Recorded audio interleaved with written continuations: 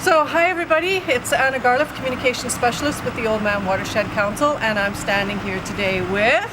My name's Roy Pogorzelski. I'm with Pogo Bros, and I'm here today to talk about the watershed. In April we had a signing ceremony at the City Hall in Lethbridge for the Southern Alberta Water Charter, and Pogo Brothers were there, and you signed a charter. Indeed, yeah, and for Pogo Bros, for me and my brother, water is extremely important to us, and it was important to take action and commit to the Southern Alberta Water Charter. And the goal of it is that people and businesses around Southern Alberta can really commit to this. They can commit to action around not only educating, providing awareness about the watershed, but getting more people involved, because water is such an important part of our community and our history, right? One of the actions that we tried to do was to just pitch in our way to educate through social media. Continue to commit to post about the watershed, commit to being involved and informed about the activities of the watershed, and just to help out in any way we can as a small business. And that's been very helpful to us to have an extra voice, especially from Pogo Brothers, who's so integrated into the community, advocating for the watershed, right? Because if everybody were having more conversations about the watershed, we could make change faster. Absolutely, I agree with you, and I think that's where it starts, is with dialogue, and it starts with just being informed and knowing your history. Roy, you have Métis heritage, and the Métis have a very interesting relationship to watershed work.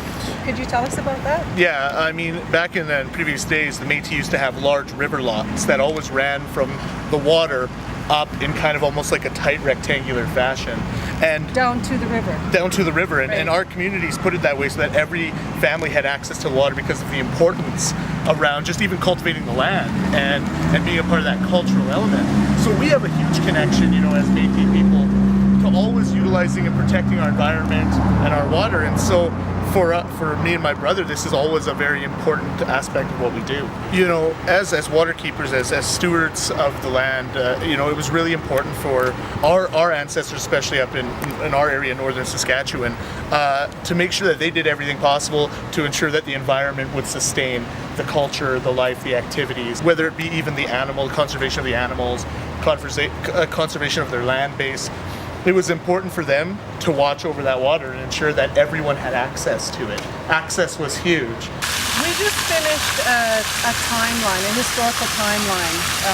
It's several years worth of research, actually, detailing the history of the watershed from a cultural, social perspective, as well as an environmental and political perspective. It goes back 60,000 years. Yeah. What do you see as the future of watershed management and health in Southern Alberta? We're here on Blackfoot territory, and we have to remember that these people have been the stewards of the Oldman watershed for thousands and thousands of years. Continuing to learn about that Indigenous connection to the watershed, I think, is very important in moving into the future.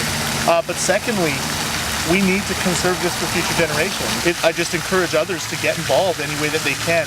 You don't have to know the world yet, but it's important to get involved and start learning and start educating others in the process.